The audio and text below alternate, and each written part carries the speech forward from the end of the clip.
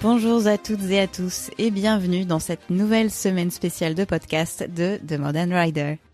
Pendant 4 jours, je vous propose de découvrir 4 interviews inédites pour répondre à la question suivante: quel sera l'avenir de l'équitation? Pour cela, je me suis entretenue avec certains acteurs clés de l'événement le plus attendu de l'année, les Jeux Olympiques de Paris 2024. Car il est clair que de grands succès viennent d'un cheval heureux et en bonne santé, tout comme les athlètes que nous avons vus performer aux côtés de leurs cavaliers dans les mythiques jardins de Versailles, berceau de la tradition équestre. Alors, après des Jeux de Tokyo qui ont secoué le monde équestre et mis en jeu notre licence sociale, Paris n'avait pas droit à l'erreur pour montrer au public le désir de la communauté équestre de s'améliorer en mettant au centre le bien-être du cheval. Au-delà de nos écrans, c'est toute une organisation et des centaines de professionnels qui ont travaillé ensemble pour redonner son éclat à la tradition équestre en prenant en compte les connaissances actuelles, les préoccupations du public et bien sûr la sécurité de tous. Entre anecdotes, débats et messages inspirants, ces interviews nous aideront à plonger dans les coulisses du sport et à offrir une nouvelle vision de ce que sera l'avenir de l'équitation. Alors montez le volume et installez-vous confortablement pour écouter ces interviews inspirantes.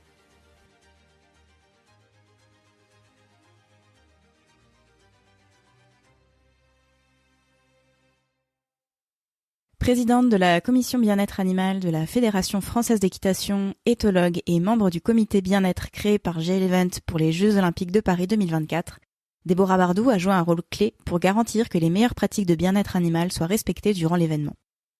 Aux côtés des autres membres du comité, elle a contribué à s'assurer que les politiques de bien-être ne se contentent pas de répondre aux attentes, mais qu'elles marquent réellement un progrès dans le soin des chevaux lors des compétitions de haut niveau. Dans cet entretien, elle nous partage son parcours, son expérience au sein du comité et répond en toute transparence à certaines questions qui alimentent encore le débat sur l'amélioration de notre secteur. Bienvenue Déborah, je suis très contente de t'avoir dans le podcast aujourd'hui. Merci.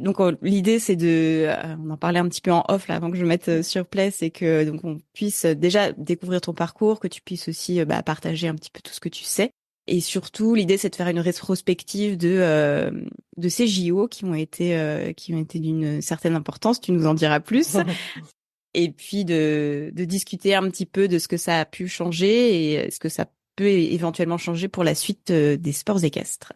Donc bienvenue. Pas de souci. Pour commencer très simplement, je voulais te demander si tu accepterais de te présenter un petit peu, présenter ton parcours équestre et puis connaître un petit peu ce qui t'a amené à tes fonctions aujourd'hui. Oui, donc moi je suis éthologue de formation, donc je suis titulaire d'un master en éthologie, comportement animal et humain, qui est une formation universitaire qui est plutôt généraliste, donc toute espèce confondue. Et j'ai fait le choix, bien que c'était fort déconseillé à l'époque par les profs, de faire toutes mes expériences professionnelles dans le milieu du cheval, puisque à l'époque c'était quand même un milieu dans lequel il n'y avait pas beaucoup de débouchés professionnels, donc on nous déconseillait un peu de se spécialiser si on voulait avoir du travail derrière. Donc j'ai pas franchement écouté ça, et donc j'ai toujours eu beaucoup de chance de trouver des stages et des expériences pro dans des domaines super passionnants. J'ai fait notamment des stages à Agroscope, donc au Haras National en Suisse, dans l'équipe de recherche. Super. Ouais, hyper intéressant. Dans l'équipe de recherche sur notamment les modalités de détention des chevaux, avec cette expérience sur les box sociaux. Je sais pas, peut-être que tu... Si, je l'ai partagé récemment dans une newsletter. Voilà. Et donc, à la suite de mes études, je me suis rapprochée de la Fédération française d'équitation. Et donc, ça, c'était autour de l'année 2016.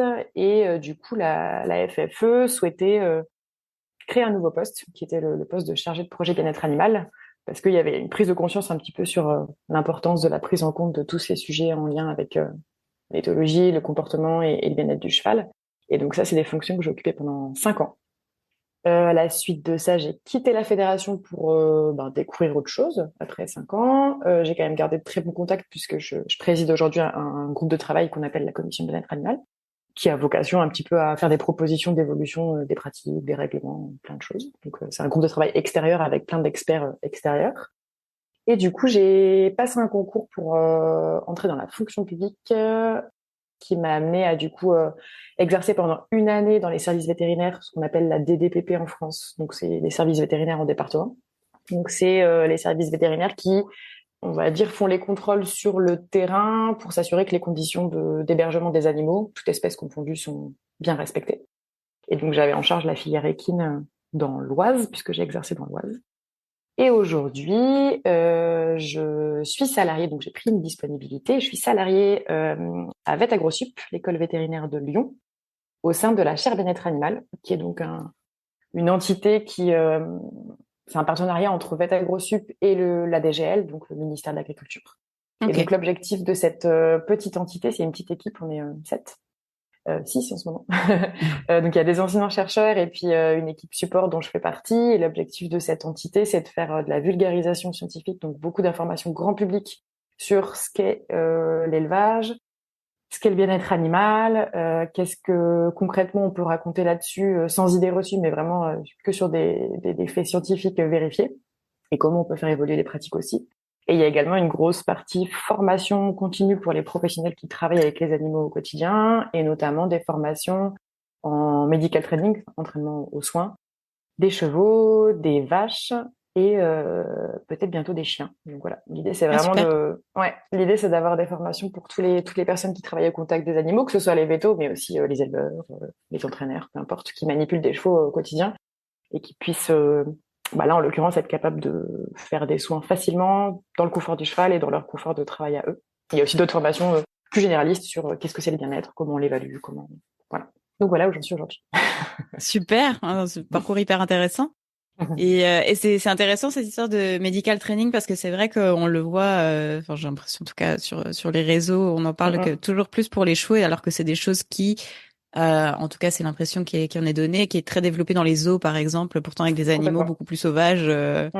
C'est marrant, on avait cette discussion-là avec un collègue de la clinique équine de VetAgroSup, Pierre, qui disait qu'il était capable de faire des choses avec des ours, qu'il n'était pas capable de faire avec des chevaux en routine, quoi. Parce que la manière d'aborder le sujet est pas du tout la même, mais ce qui est hyper paradoxal, parce que les chevaux, on les manipule au quotidien, et c'est quand même dommage qu'on soit pas capable de faire des choses simples comme mettre des gouttes dans les yeux ou c'est une fou. prise de sang sans que ce soit... Ouais, c'est assez étonnant. Mais du coup, maintenant qu'on le sait, c'est bien de prendre le sujet à bras-le-corps, mais c'est assez dingue, ouais.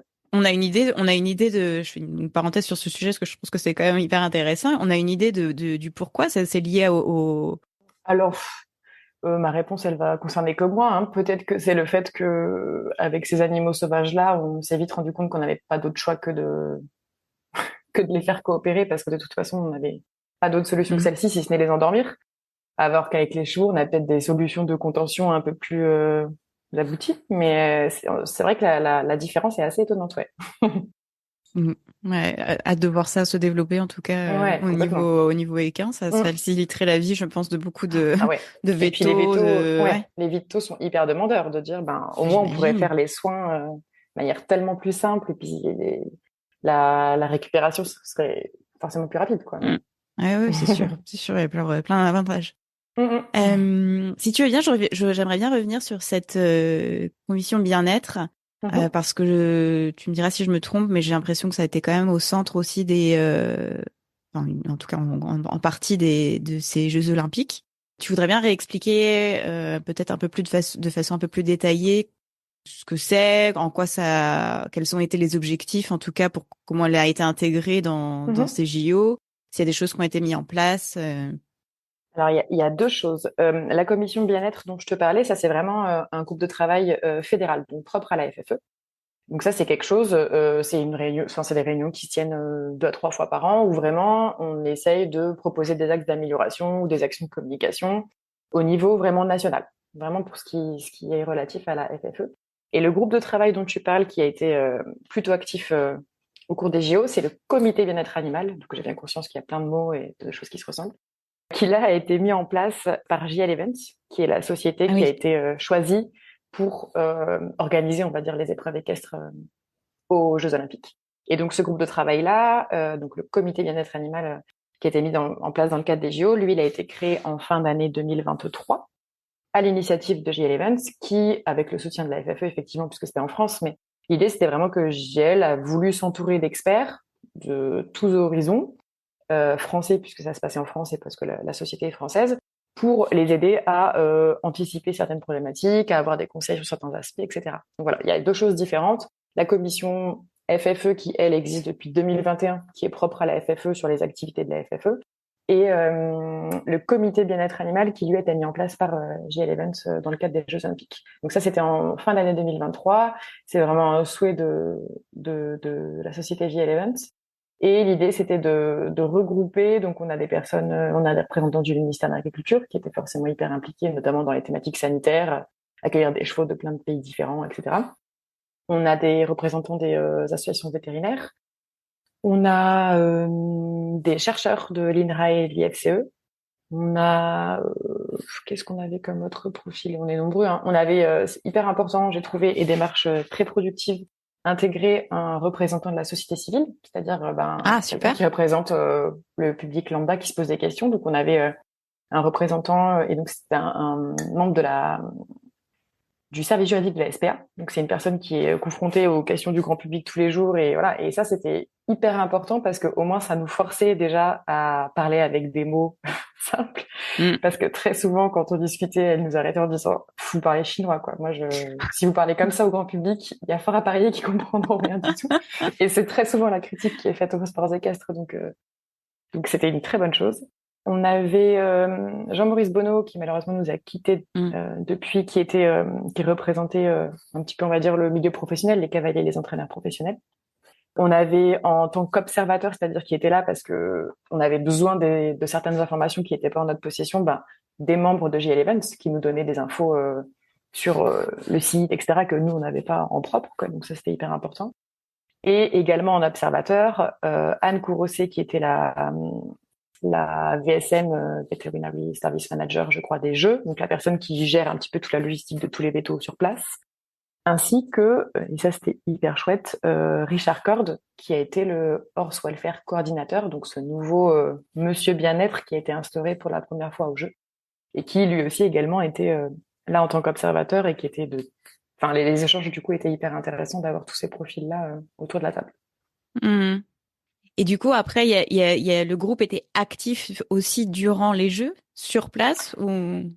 Alors, le comité, vu que c'est une initiative de GL, sur ça, on a communiqué dès le début, on a été très clair, on n'a aucun pouvoir décisionnel. Vraiment, le rôle du comité, ça a été un rôle de conseil pour GL Events, avec évidemment plein d'interactions avec Paris 2024 et la Fédération équestre internationale, mais le rôle du groupe de travail, c'était vraiment de faire du conseil et de l'expertise, quoi. Voilà. Après, il donne ses recommandations, il donne ce qu'il en pense, et après, charge aux acteurs de faire ce qui est le plus judicieux en fonction de tout ça, et ce qu'il peut, parce qu'il y a aussi il y a un cadre on va dire, contractuel, etc., dans le cadre des jeux qui est fou. Et c'est vrai que quand on nous l'a pas expliqué, on se rend pas compte, mais tout est vraiment cadré, pas au millimètre près, mais pas loin. Et du coup, il y a pas beaucoup de marge de manœuvre sur plein d'aspects, notamment la communication.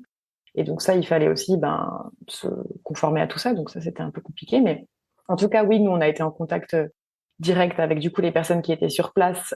On avait un petit groupe WhatsApp où on échangeait beaucoup ce qu'on voyait sur les réseaux sociaux. Notamment, par exemple, à titre d'exemple, on s'est rendu compte que très rapidement, il y avait beaucoup de gens qui s'inquiétaient de la chaleur, par exemple, sur les premières épreuves où il y avait des températures qui étaient un peu élevées. Alors, malgré le fait que tout ça a été évidemment anticipé, il y a plein de choses qui ont été préparées avant, c'est-à-dire qu'il y avait des prises de température, humidité, etc., qui sont faites depuis des semaines, si c'est pas des mois, et qui, en face, on a un règlement FEI qui nous dit, OK, quand on est dans tel type de météo, on peut faire ça. Quand on est dans tel type de météo, il faut plutôt penser à ces adaptations. Donc voilà, il y a un cadre qui existe déjà. Malgré ça, on s'est rendu compte que, d'un point de vue extérieur, c'était pas forcément clair de ce qui était mis en place en backstage, on va dire. Et quand on s'est rendu compte que les gens commençaient à s'inquiéter un petit peu, on a fait savoir à la FEI que voilà, c'est peut-être important de communiquer sur cet aspect de comment les chevaux, comment la chaleur est gérée par les chevaux et comment c'est pris en charge. Et donc du coup, il y a directement la FEI qui a fait un communiqué de presse pour expliquer tout ce qui existait derrière, à savoir les grands couloirs avec les ventilos et les brumisateurs, les vétos qui utilisent des thermographes, c'est-à-dire qu'ils sont capables à distance avec une sorte de pistolet de regarder les chevaux et de voir s'ils sont en surchauffe ou pas, grosso modo. Oui. Les écuries qui étaient, donc c'était pas de la climatisation, mais elles étaient tempérées, c'est-à-dire qu'il y avait jamais un écart trop important entre l'intérieur et l'extérieur. Donc voilà, tout ça, c'est évidemment que c'est anticipé. Par contre, je pense que le rôle du comité, il a été de dire, évidemment que c'est pris en compte, ce serait fou de se dire que ces problèmes-là sont pas anticipés. Par contre, on peut pas reprocher au grand public de s'inquiéter si on lui explique pas par la même occasion tout ce qui est fait. C'est-à-dire que on peut faire autant de choses qu'on veut si on les explique pas et qu'on les montre pas, forcément qu'on sera toujours interrogé sur ces aspects-là. Donc nous, notre rôle, ça a été plus du lien comme ça. On a émis c'est pas des recommandations, mais en tout cas, on a pointé du doigt certains aspects qui potentiellement pourraient être améliorés par la suite, parce qu'il faut Oui. savoir que un règlement, notamment pour les Jeux Olympiques, on le change pas 4-5 mois avant. Ça fonctionne pas comme ça. En tout cas, on a collecter un petit peu toutes les infos dont on avait besoin pour se dire, OK, maintenant, post-JO, on a tout le matériel et toutes les infos nécessaires pour faire des recommandations, que ce soit à la FEI, au CIO ou aux autres acteurs et aux prochains organisateurs, pour se dire, OK, cet aspect-là, a priori, il faut peut-être le modifier parce que, a priori, ça n'a pas des conséquences forcément positives. Et voilà, essayer d'aller dans le bon sens et de faire en sorte que ça fait une conséquence positive sur l'après, finalement. Ouais. Oui, bien sûr. Et du coup, enfin, dans ces discussions, quelles ont Mhm. été les problématiques, en tout cas abordées, qui revenaient le plus souvent? Alors déjà, oui, on a fait un petit peu un état des lieux de tous les points qui peuvent être critiqués de manière générale. On s'est aussi forcément, on a aussi pris en compte et pris connaissance ce qu'on appelle le rapport d'Ombreval. Je ne sais pas si c'est quelque chose qui te parle. C'est un rapport parlementaire qui a été rédigé par Loïc Dombreval, qui est vétérinaire mais qui Mhm. est également député et qui avait pour but de proposer je crois que c'était 42 Oui. recommandations. Ouais. On les a évidemment lus parce que ça paraît logique de partir de ce qui existe déjà. On s'est aussi rendu compte à cette occasion-là que, de nouveau, mais peut-être que je vais le redire plusieurs fois, mais très souvent, c'est un problème de communication qu'on a dans notre sport parce que parmi toutes les recommandations qui étaient faites, il y en avait quasiment la moitié qui concernaient des choses qui existent déjà. Mais ça veut Ah oui. peut-être dire que du coup, on les explique mal. C'est aussi une très forte possibilité. Ouais. Donc on est parti de ça, et puis après il y en a certaines qui ont été jugées pas forcément adaptées, il y en a d'autres qu'au contraire avec lesquelles on était d'accord et qu'on a repris et qu'on a appuyé on va dans le même sens, on va dire. L'idée ça a été ça, de faire un état des lieux. Ça a été aussi de prendre connaissance via JL Events et via l'organisation de Paris 2024 des contraintes du site, parce que donner un avis ou faire des recommandations sur quelque chose dont on maîtrise pas tous les aspects, c'est un peu impossible. Donc avoir conscience de tout ça. Et ça a été ensuite de discuter tous ensemble, de trouver des consensus parfois c'est toujours de la communication, mais parfois ça se joue au mot près. C'est un mot sur lequel on n'est pas d'accord et puis c'est de trouver comment, parce que si même nous dans le monde du cheval où on a tous le même objectif, déjà on a des difficultés à trouver de l'accord sur certains mots, c'est des sujets importants à discuter. Donc voilà, c'est énormément de discussions. On a fait des recommandations aussi sur la communication. On a préparé en fait en quelque sorte des communiqués de presse avec ce que nous on estimait que le grand public avait besoin de savoir avant les Jeux. Mm. On s'est mis un peu à la place du spectateur lambda et on s'est dit ok en fait qu'est-ce qu'il aimerait savoir? Qu'est-ce que moi si je faisais pas partie de ce groupe de travail, qu'est-ce que j'aimerais savoir? C'est ok en fait ils arrivent quand les chevaux? Ils arrivent longtemps avant ou ils arrivent genre la veille? Ils ont le temps de se reposer ou pas en fait? Ok, et quand ils arrivent, au final, est-ce qu'ils travaillent tous les jours? Ou est-ce qu'ils ont des endroits où ils peuvent se reposer et être au calme? Est-ce qu'il y a du bruit dans les écuries? Est-ce que voilà. Et donc en fait, c'est tous ces sujets-là sur lesquels nous on a préparé des communiqués de presse qu'on a transmis là de nouveau. En fait, on n'avait pas vocation à discuter directement avec le public. Nous, ce qu'on faisait, c'est qu'on disait voilà ce qui nous semblerait bien de faire. Et Oui. après, charge aux acteurs qui étaient sur place de le faire. Donc on avait transmis à la FEI des communiqués de presse pour qu'ils les réutilisent. Et après, ils ont fait ce qu'ils voulaient des informations, ils les ont distillées dans plusieurs supports s'ils en avaient envie. En tout cas, nous, on a fait la liste de tous les points qu'on estimait hyper importants de savoir. Et par exemple, je suis pas certaine que tout le monde sache de but en blanc que, par exemple, dans un événement sportif comme celui-là, les écuries, la nuit, elles sont fermées pendant 6 heures consécutives. Les chevaux, pendant 6 heures, il y a 0 personne qui rentre dans les écuries, sauf urgence vétérinaire, évidemment, parce qu'il y a des gens qui font des rondes. Mais l'idée, c'est que pendant au moins 6 heures, c'est le calme plat et puis tout le monde se repose parce que les chevaux de sport, comme les autres, ont besoin de se reposer. Voilà, c'est des Mhm. choses, ça paraît peut-être bête, mais moi, je trouve ça hyper important et surtout hyper important de le communiquer. Communiquer sur tout l'espace que les chevaux avaient à disposition pour se dégourdir les jambes. Alors évidemment, en essayant d'expliquer aux gens, le lieu de vie d'un cheval sur un site de compétition, c'est pas son lieu de vie permanent. On peut pas demander à un site d'accueil de JO d'être identique aux écuries où les chevaux vivent au quotidien. C'est pas la même chose, c'est pas possible. Un cheval chez lui va avoir la possibilité peut-être de sortir au paddock avec des copains. C'est évident que s'il est dans un pays étranger avec des chevaux qu'il connaît pas, on va pas s'amuser à lâcher des chevaux qui se connaissent pas ensemble. Enfin, ça paraît le b.a.-ba. En revanche, il y a plein d'autres solutions pour proposer au cheval de se changer les idées. Il y avait des aires de brooding, des surfaces en herbe immenses. Il y avait des rondes longes qui étaient mises à disposition où les cavaliers qui le souhaitaient pouvaient aussi lâcher les chevaux en liberté s'ils le souhaitaient. Voilà, il y a plein de choses. Ça ne veut pas dire que tous l'ont fait. Ce serait hypocrite de dire ça. Mais en tout cas, c'était mis à la disposition des gens qui souhaitaient le faire. Et ça, c'est hyper important. Et des retours qu'on a eus via les gens qui étaient sur site, clairement, pour ce qui est des conditions d'hébergement, tout le monde s'est dit, c'était pas possible de faire mieux, quoi. Enfin, je veux dire, c'était un cadre un peu idyllique pour une compétition comme celle-là. Donc, sur cet aspect-là, ouais, tout le monde était hyper content. Et voilà, et expliquer aux gens que peut-être l'idée première qu'on se fait de quelque chose, c'est pas forcément la bonne. Je parlais tout à l'heure de la climatisation dans les écuries. Quand on demandait est-ce que les écuries sont climatisées et qu'on répond non, oh, quoi? C'est pas possible. On dit bah non, en fait, climatisé, s'il y aurait un choc thermique trop important pour les chevaux. Nous, on a préféré, enfin, les organisateurs ont préféré faire des écuries qui soient tempérées, aérées, de manière à ce qu'il y ait une température acceptable, mais pas s'il fait 12 dedans et 35 dehors, c'est là oui, où non, ça va pas non plus. quoi. Donc ouais, il y a plein de choses sur lesquelles je pense que c'est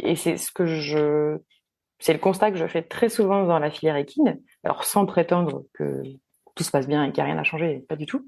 Par contre, on se rend compte qu'il y a beaucoup de choses, que la plupart des sujets qui sont très bien pris en charge et qui sont bien maîtrisés, on communique pas très bien dessus, quoi.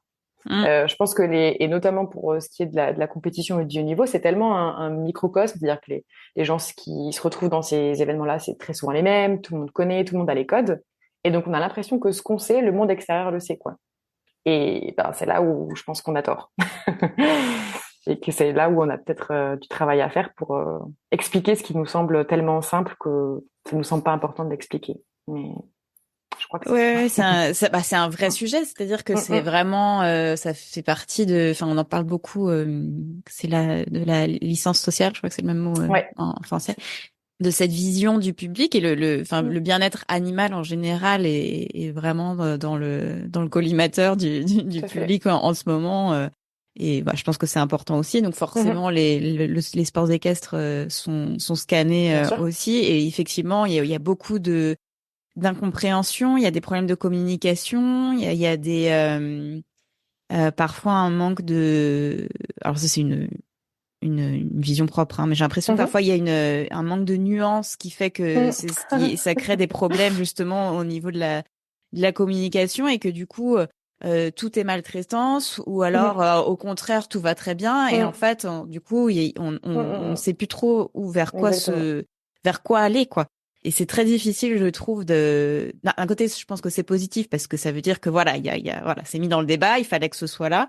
Mais comment on avance avec tout ça? Parce que il a suffi, enfin, de se mettre sur les réseaux.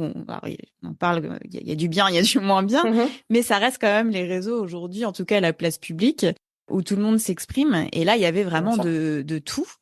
Et c'est vrai de se dire, en fait, dans ces conditions-là, comment on avance et comment justement on explique cette nuance. Bon, alors déjà, je partage à 8000% ton constat, ton absence de nuance. Je trouve que c'est un vrai inconvénient parce que alors là on parle de la filière équestre et peut-être que si on allait dans un autre milieu, en fait, on constaterait que c'est la même chose et c'est juste peut-être humain et des réactions humaines. Mais en tout cas, moi, je parle de ce que je connais. Le monde que je connais le mieux, c'est celui-ci. Ouais, je pense que notre plus gros frein, c'est je me mets dedans parce que j'imagine que tout le monde le fait. C'est notre propension à penser que quand on a trouvé une solution qui fonctionne pour nous, elle doit fonctionner pour tout le monde, quoi. Et ça, je pense que c'est dangereux parce que ça veut dire qu'on est plus ouvert à rien, qu'on écoute plus ce que disent les autres, qu'on part du principe que tous les chevaux sont pareils, ce qui est évidemment pas le cas. Et ouais, ça, je pense que c'est un vrai problème parce que du coup, on est un peu dans des dogmes et on se dit, ok, c'est ce que tu disais tout à l'heure, dire en fait en équitation, il n'y a pas de problème. Ben ça, c'est faux. c'est mentir aux gens. Et donc, je pense qu'en fait, on perd les gens dès le début en commençant par cette phrase-là. Et puis après, plus personne n'a envie d'écouter parce que c'est pas vrai. Comme partout, en fait. Comme Oui. partout, il y a très probablement, enfin, ça, j'en suis convaincue, plein de gens qui font bien. Et il y a aussi une petite partie de gens qui font mal, comme partout. Et je pense que cela, faut avoir l'honnêteté de dire, ben, ça, c'est pas ce qu'on veut. Et on n'est pas d'accord avec ça. Ça, je pense que il y a une notion un petit peu de courage parfois à avoir et de, voilà, et c'est pas facile, en fait, parce qu'il y a plein d'enjeux, il y a plein de choses qui rentrent en compte. Donc ça, c'est hyper délicat. Et de l'autre côté, oui, il y a les gens qui à l'inverse, disent ben tout va mal et il faut tout changer, tout raser, tout recommencer. Et pour ça, je suis pas d'accord parce que en fait, c'est justement en apprenant de ce qu'on a fait et qui était pas forcément optimal et en modifiant ça qu'on arrive à aller de l'avant. Si on oublie tout, ben il y a fort à parier qu'on refasse les mêmes erreurs. Donc autant se servir de ce qu'on a fait avant Oui, pour complètement. avancer. L'idée c'est pas du jour au lendemain tout raser, tout changer et faire complètement autrement. C'est partir de ce qu'on a et petit à petit changer pour arriver à une situation et tous les jours se dire ok ben en fait aujourd'hui bah, je fais mieux qu'hier. Et ben, c'est déjà ça, quoi. Enfin, moi, en tout cas, je le vois comme ça. Je suis pas sûre que les gros changements de rupture ou, évidemment, mettre un coup de pied dans la fourmilière pour remuer les esprits et faire prendre conscience aux gens qu'il y a des choses qui doivent changer, ça, oui. Après, être en permanence dans l'opposition et se dire, c'est nul, c'était mieux avant, il faut tout changer, il y a rien qui va.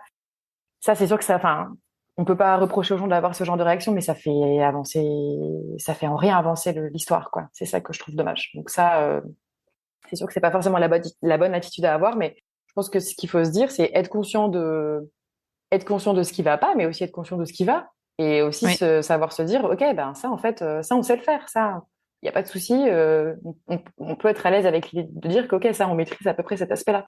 Par contre, ben celui-là, peut-être qu'on l'améliore encore un peu, et en fait, je pense que c'est pas grave. Enfin, j'ai l'impression que parfois, pour certains dans le monde du cheval, c'est un peu un aveu de faiblesse que de dire ah j'ai changé ma méthode parce qu'en fait je me suis rendu compte que ça marchait pas trop quoi. Alors qu'en vrai, dans une autre vie professionnelle quelle qu'elle soit, de se dire ah, en fait avant je faisais ça, mais finalement j'ai changé parce que c'est plus simple. Il n'y a pas cette, enfin j'ai l'impression que c'est moins négatif dans d'autres univers que dans le nôtre, ce qui est dommage. Même si voilà, il y a plein de gens qui se remettent en question en permanence et qui font bouger Oui. les choses et tant mieux, il en faut quoi. Mais ouais, il y a un peu cette notion de voilà que je trouve difficile, ces deux clans parfois un peu dans les deux extrêmes qui s'opposent, alors que je pense que la vérité, comme tout le temps, elle est un peu au milieu, quoi. Oui. Et il y a aussi cette notion, je crois, enfin en tout cas moi c'est quelque chose que je ressens de plus en plus et qui parfois est un peu frustrant, je dois avouer, c'est de se dire, j'ai l'impression que plus j'en apprends, dans le sens où plus je rencontre de gens, j'ai pas la prétention de dire que j'ai beaucoup de connaissances, mais en tout cas plus je rencontre de gens différents, plus j'ai l'impression d'amasser des indices et des infos. Ben, j'ai l'impression que plus j'en sais, moins j'en sais, quoi. Ça, c'est, à la fois c'est motivant et à la fois c'est frustrant, mais on a l'impression que, enfin, en tout cas, moi, c'est l'impression que j'en ai, c'est que plus je sais de choses, plus j'ai l'impression que j'ai des questions qui s'ouvrent. Oui. Et ça, des fois, ça peut donner un peu l'impression qu'on se perd au milieu de l'océan, mais à la fois, c'est là où c'est hyper important d'échanger. Parce Oui. que les questions que nous on se pose, peut-être qu'il y a un copain qui a une réponse, et on a tous des métiers différents, des chercheurs, des cavaliers, des entraîneurs, on a tous des compétences différentes, et c'est en ça que la complémentarité elle est hyper importante. C'est que je pense qu'on répond mieux à des questions et on avance mieux si on a un peu tous les aspects en tête, quoi. On peut trancher sur une question si on a que, je sais pas moi, le côté biomécanique, mais qu'on prend pas en compte le mental, la physiologie du cheval, le côté veto. Enfin voilà, je pense qu'on passe à côté d'une partie du truc.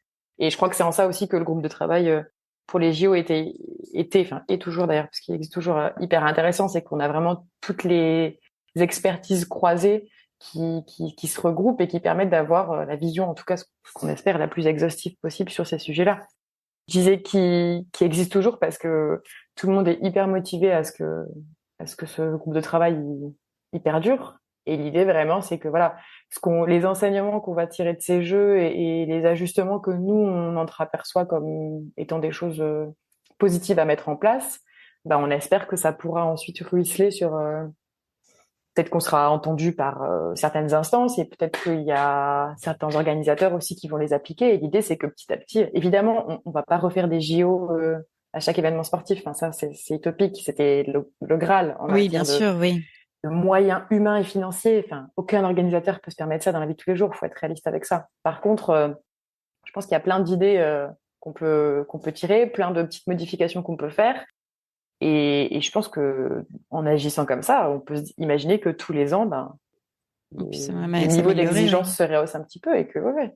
Enfin, en tout cas, c'est l'objectif. Il y a justement, donc c'est super chouette que ce groupe reste actif, parce qu'effectivement, je pense que ça a dû apporter énormément de valeur. Et je me demande d'ailleurs si il y a une sorte de passage de flambeau entre un organisateur et l'autre. Par exemple, les organisateurs de Los Angeles, ils vont pouvoir bénéficier de ces recommandations. Comment ça se passe? Je sais pas si tu le sais. Alors, c'est une bonne question en fait. Là, on en est au stade où on va formuler toutes nos recommandations à l'attention de la FEI pour ce qui concerne les règlements FEI et à l'attention du CIO pour ce qui concerne la partie JO, parce que il y a quand même des choses qui concernent plutôt un acteur plutôt l'autre.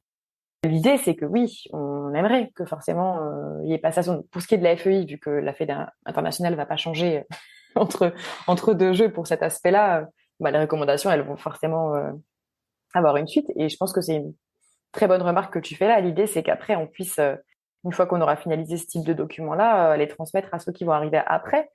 Avant ça, nous, on a même visé plus tôt, en quelque sorte. L'idée, c'est que, voilà, vu que c'est JL Events qui est à l'origine de ce groupe de travail, JL est même demandeur pour que, potentiellement, on travaille avec eux pour leurs prochains événements, puisqu'ils sont organisateurs d'autres événements Mhm. équestres. Alors, des événements très différents. Quand on regarde, par exemple, l'Équitalion, c'est de l'indoor, il n'y a pas d'espace extérieur. Les disciplines, il n'y a pas que 3 disciplines olympiques, il y a 1 million d'activités différentes avec des chevaux ultra différents. Donc, c'est un nouveau challenge, mais l'idée, elle est celle-là. L'idée, c'est de se dire, OK, on se sert de ce qu'on a fait dans le cadre des jeux pour essayer de l'appliquer. Alors, pas mot pour mot, parce que le contexte est totalement différent. Mais en tout cas, OK, regardez ce qui se fait maintenant et regardez comment on peut tendre vers le haut. Et je pense que voilà, quand tu auras des gros organisateurs qui prendront le pas de proposer certains aménagements, et ben du coup, on peut imaginer qu'après sur les petits concours servicelles sur les plus petits niveaux, l'idée c'est ça, c'est pas que ça reste non plus cantonné que au JO, sinon c'est un peu dommage quoi. Là, c'était un peu l'occasion qui a fait que, mais l'idée c'est qu'après ça impacte un peu tout le monde dans la filière quoi. Ah, il faut que ce Oui. soit raisonnable. Faut aussi, je pense que quand on veut faire évoluer un système, et c'est ce que je trouve dommage pour certains qui sont forcément dans l'opposition avec tout, c'est que quand on veut faire évoluer un système, faut le connaître. Et critiquer de but en blanc et se dire ouais de toute façon critique on entend très souvent de toute façon il y en a que pour l'argent ils font ça parce que de toute façon ils s'en foutent voilà mais genre, c'est mal connaître le milieu qu'est celui du sport de haut niveau et de l'organisation d'événements sportifs enfin, pour avoir échangé avec eux régulièrement sur cette année-là c'est des gens qui sont ultra passionnés et avant tout c'est ça qui les motive donc évidemment qu'ils ont à cœur de faire et d'organiser un événement qui plaît aux gens et qui va dans le sens de positif pour leur sport en tout cas. Donc voilà, je pense qu'il faut déjà le connaître et il faut connaître leurs contraintes et comprendre quels sont les enjeux, comprendre quelles sont les contraintes qui s'offrent, qui sont face à eux. Et je pense notamment, si on prend un plus petit organisateur de compétition, la contrainte financière et la contrainte, par exemple, de trouver des bénévoles qui vont bien vouloir officier sur le concours, par exemple. Ça, c'est dur. Et très souvent, on se dit, oui, mais il faudrait plus d'officiels, il faudrait qu'il y ait plus de gens pour regarder que ça se passe bien. Je sais pas, vous êtes officiel de compétition, vous vous portez volontaire le week-end pour... Enfin, moi, sur le papier, évidemment que je suis d'accord. Oui. Mais il faut que tout le monde joue le jeu et que tout le monde prenne sa part de responsabilité et puis rentre peut-être dans le système aussi pour le faire évoluer. Et ça, c'est très souvent, c'est ce que j'essaie de répondre aux gens. Il y a des choses, des rôles très simples à pouvoir jouer. Et je pense qu'il faut pas hésiter à justement s'intégrer et vouloir participer parce que je trouve pas ça juste en tout cas de critiquer un système sans essayer d'y prendre part et sans essayer de faire quelque chose pour le changer. Ça, je trouve ça un peu dommage. Donc, alors, ça veut pas dire qu'il y en a qui n'ont pas essayé, mais là, je fais une généralité. Mais en tout cas, j'encourage les gens qui pensent qu'il y a des choses à changer à s'engager et à se mobiliser d'une manière ou d'une autre pour prendre part à ce changement-là, parce qu'on en a besoin. Et les petits organisateurs de compétition, ils aimeraient bien pouvoir mettre un commissaire au paddock sur chaque détente.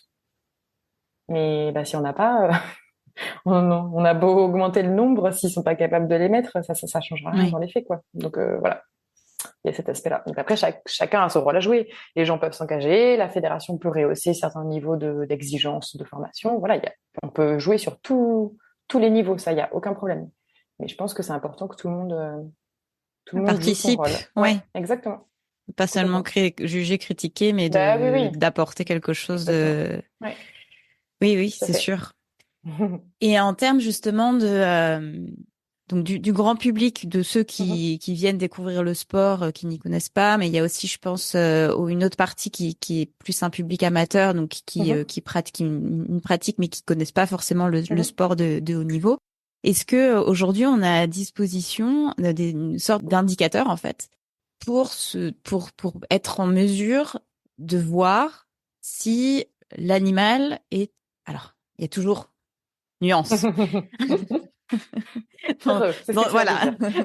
Dans la compétition, il y a forcément un peu plus de stress, etc. C'est normal. Mm, bien sûr, ouais. Donc oui, on peut dire, allez, les chevaux, on fait plus de compétition. Voilà. Aujourd'hui, Mm, donc là, on est sur un débat où si dans la mhm. compétition, donc il y a des chevaux, il y a de stress, mais est-ce que du coup, on a des indicateurs pour se dire, là, il y a un problème et peut-être aller taper dans l'épaule du Ouais, commissaire commissaire ou steward, ouais. ouais. Euh, pour lui dire, je pense que là, ce serait pas mal d'aller voir par ici parce que je crois qu'il y a un problème. Est-ce qu'on a Mhm. ça à disposition? Oui, on a, et je pense que tu es une part de la réponse car j'ai écouté le podcast avec Sue Dyson. Ah, oui. Mais- donc oui, oui, évidemment, on a des indicateurs, on sait de plus en plus de choses, pardon, et on sait où regarder pour déceler des signaux d'inconfort. Alors, inconfort, ça ne veut pas dire forcément douleur et mal-être terrible. En tout cas, on est capable, par une combinaison de signaux, et quand on regarde l'éthogramme du cheval monté qu'a conçu Sue Dyson, elle explique bien que voilà, c'est pas un seul signal isolé qui permet de dire qu'il y a de l'inconfort. C'est une combinaison, faut qu'il y ait un peu de durabilité, voilà. Donc oui, on a des indicateurs. Après, il y a des choses qui sont compliquées à traduire dans les règlements sportifs. Je pense notamment au sujet qui est peut-être le plus médiatisé avec cette notion d'hyperflexion et de chevaux très enfermés. Jusqu'à présent, la FEI, elle définit certaines positions interdites autorisées. Il n'y a pas vraiment de notion de durée parce que, bah, en fait, c'est dur de placer un curseur. C'est hyper dur de se dire à partir de 3 minutes, c'est grave. En fait, ça dépend tellement de facteurs que c'est hyper compliqué et il faut penser aussi à l'après. Si on met OK 3 minutes, comment on le contrôle? Est-ce que ça veut dire qu'il y a un commissaire qui surveille chaque cheval pour chronométrer chaque cheval dans chaque position? Est-ce qu'on fait appel à l'IA? Enfin, il y a 1 million de questions derrière. Il faut aussi se dire parfois, mettre des règles, c'est bien, mais si c'est pour ne pas pouvoir les contrôler leur application, c'est pas forcément mieux, quoi. À part créer davantage de frustration pour tout le monde. Donc, il y a des signaux. Évidemment, je pense que bien que tous les officiels les connaissent, je pense que ça ferait du bien à tout le monde, tout niveau confondu, de peut-être se refamiliariser avec tout ça et bien reprendre conscience de tout ce que ces signaux veulent dire et de peut-être comment on réagit à tout ça. Il y a une initiative hyper intéressante de la fédération allemande qui a été appliquée en Suisse et qu'on essaye de transposer côté français via la commission bien-être animal de la Fédé, qui est en fait un espèce de petit logigramme de la marche à suivre du steward, qui lui dit, OK, tu es face à telle situation, le cheval présente pas de signe d'inconfort, et ben c'est super, tu continues de surveiller, mais il y a pas matière à intervenir.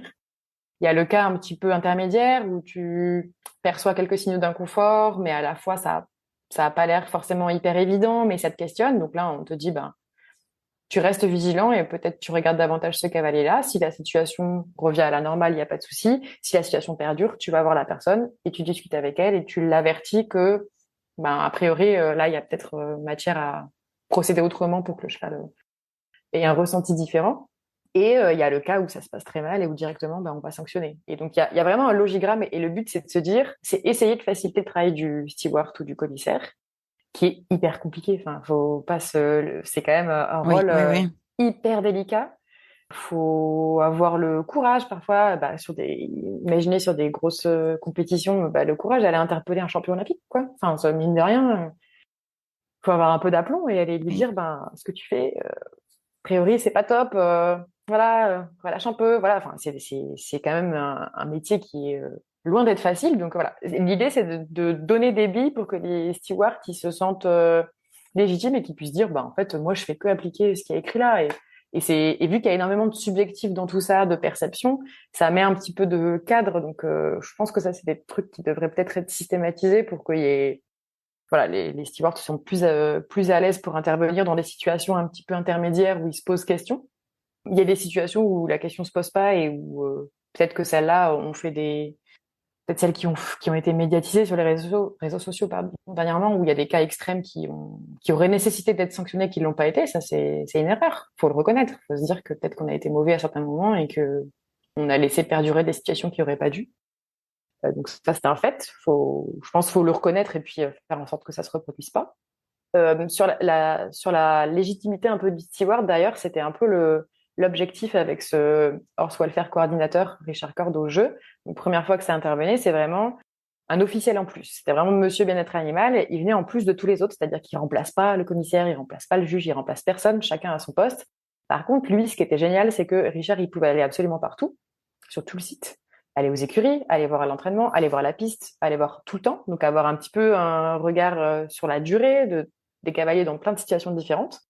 Il pouvait aller discuter avec eux quand il y avait besoin.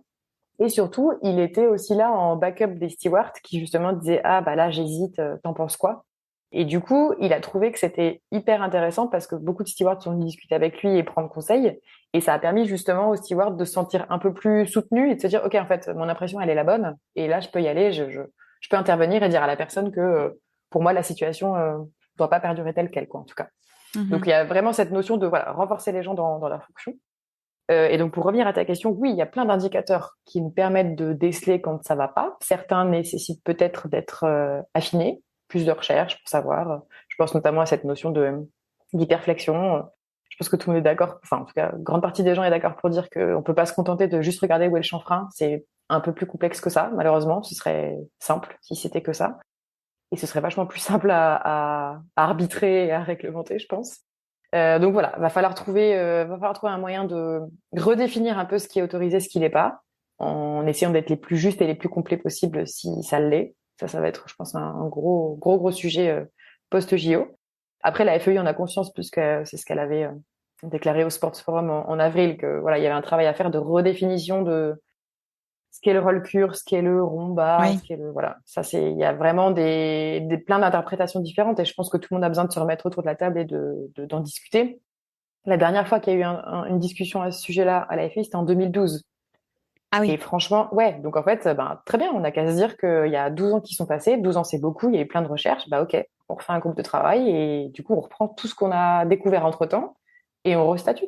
Et il y a que comme ça qu'on peut avancer, je pense, la FEI l'a tout à fait reconnu, donc ça c'est hyper chouette de se dire que potentiellement bientôt il va y avoir réflexion sur ce sujet-là. Et il me semble que Euh, le mois prochain, en octobre, je crois qu'ils se réunissent alors pour octobre c'est dressage, ouais. ouais, sur le 1er dressage. octobre, Ouais, ouais, ouais. tout à fait. Donc ça c'est chouette, ça veut dire que les remarques sont entendues et que la Fédé est prête à réfléchir à certains aspects. C'est hyper important.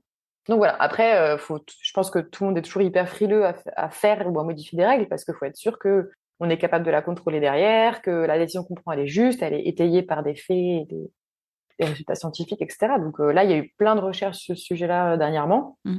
Je pense qu'il y a matière à peut-être affiner les règlements à la matière et avoir une évolution positive dans ce sens-là. Donc ça, je suis assez optimiste sur ce sujet-là, parce que je pense qu'il y a des choses à améliorer et ça va être bien qu'on puisse statuer là-dessus.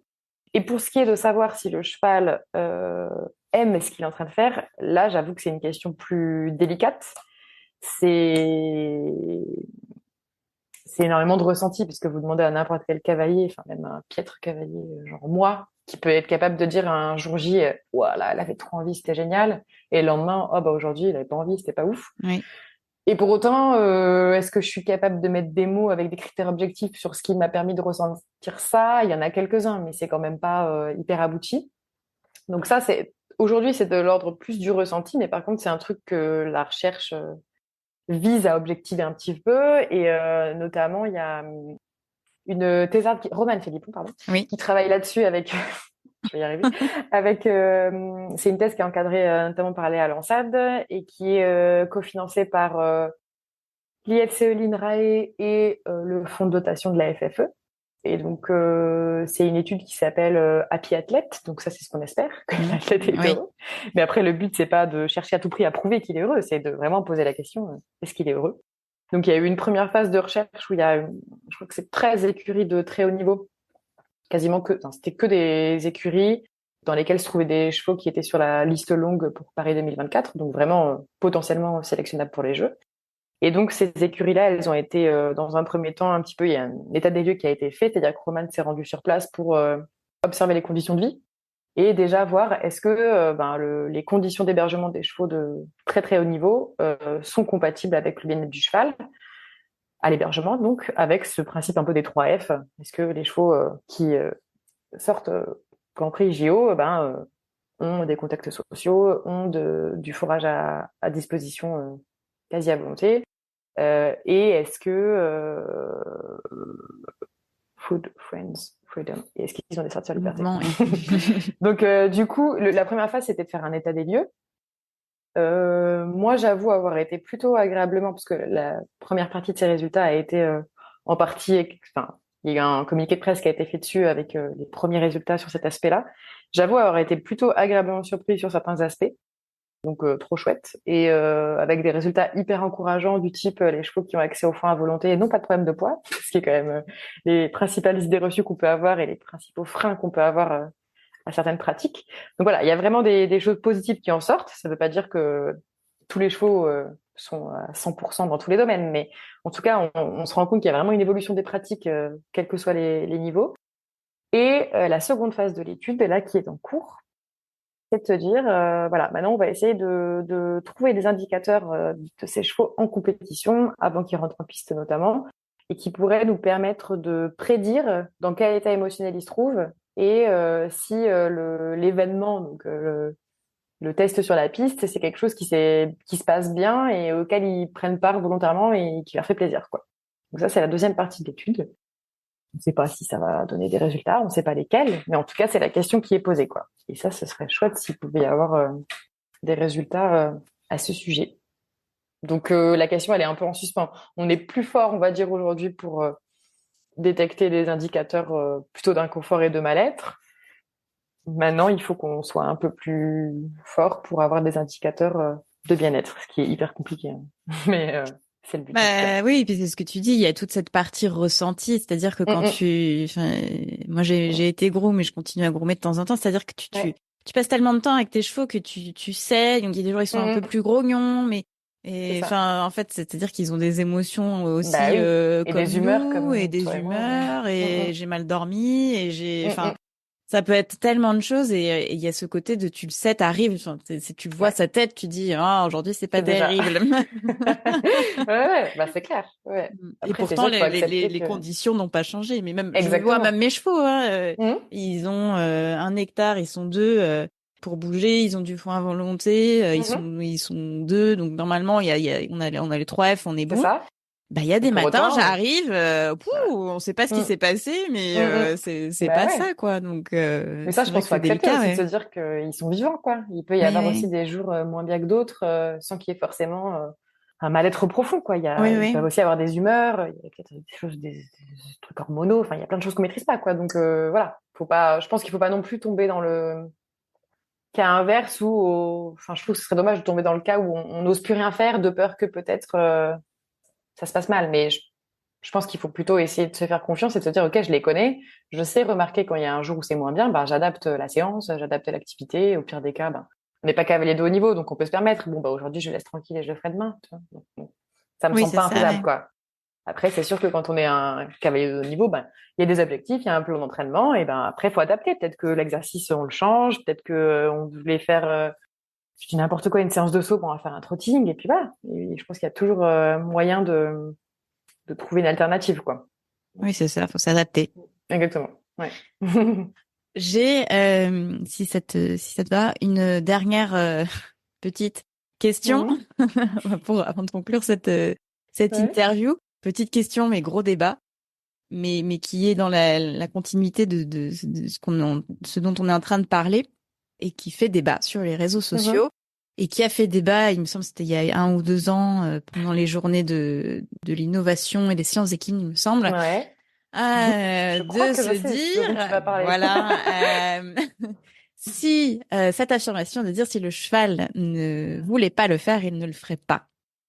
Toi qui étudies justement Mhm. tous les chevaux, qu'est-ce que tu penses Est-ce qu'il y a des études sur lesquelles on peut s'appuyer pour dire oui ou non, ou nuance?